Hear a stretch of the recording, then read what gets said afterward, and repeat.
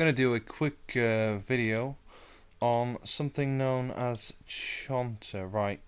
Um, if you want to watch something about drugs or something that's not just about, a random vegetable, just click off now. Just letting you know that. Um, anyway, Chonta is like, I don't know how to describe it. It's like a South American jungle plant. I don't know if it exists in the rest of the world because there's some things that do exist in the rest of the world here. Like in Asia, there's some things that grow here that grow in Asia, or some things from Asia. But I'm pretty sure this is a jungle plant, right? Chontadora is kind of like, or Chonta is kind of like, I don't know, a kind of little orange thing that looks, I guess, kind of like a weird apple, yeah. And it's kind of got the texture of mashed potato inside of it, yeah.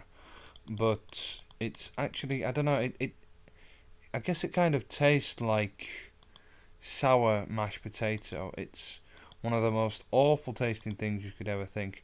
They make alcohol out of this stuff, and they also make like massive packs of food in bananas, in banana leaves. Sorry, not in bananas, in banana leaves. Different thing, very different thing. Of this stuff, this chonta stuff.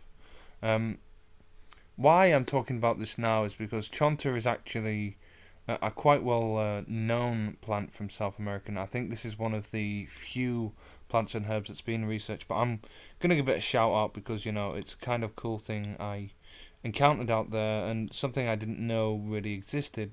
Although a friend told me that you can live pretty much on hemp and hemp alone.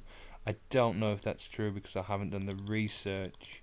It could be legit. I'm not saying it's not legit. I just don't personally know because I haven't done the research. So I don't want to say, oh, you guys know you can just live off hemp. Yeah, you don't need anything else because I don't know that's true to say it.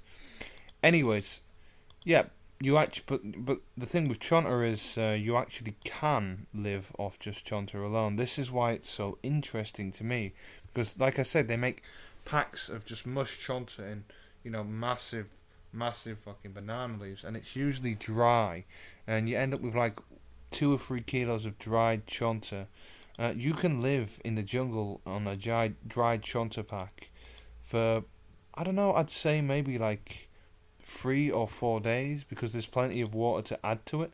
So you can add the water to it. This way it won't go off because it's dried up.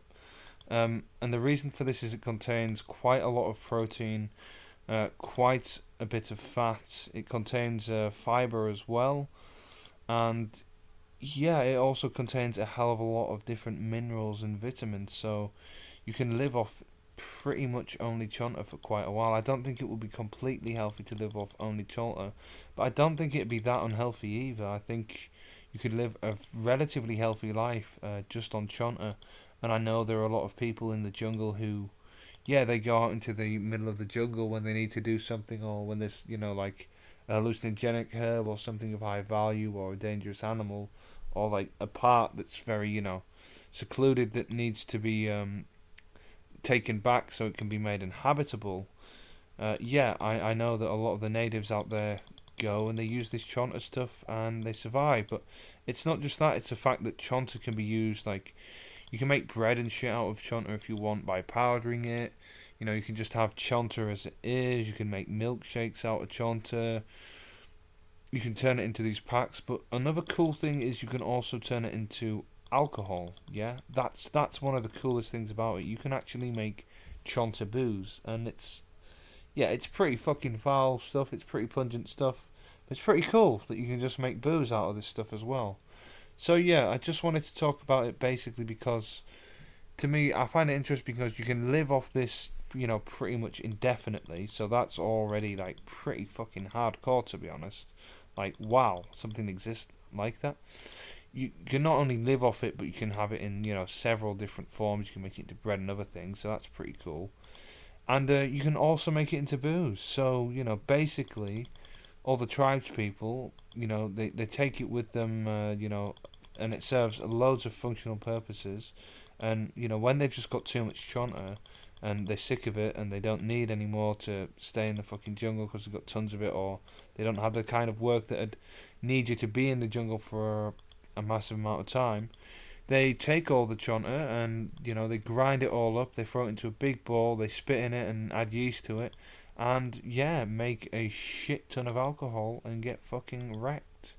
So that's pretty cool. It's also cool because I learned that actually, possibly, American natives, South and North Americans, may have been the first people to have alcohol. I don't know enough about history to make that claim, but you know, I bet it was probably presumed that Europeans were the first people to make it until we came to new lands. And actually, I can see that these people have probably been drinking alcohol for a long time, actually. Anyways, that was just a little segment on Chonta. I didn't really need to talk about Chonta, but I don't know. I just find it really cool myself. Anyway, thanks for watching. I hope you enjoyed, and goodbye.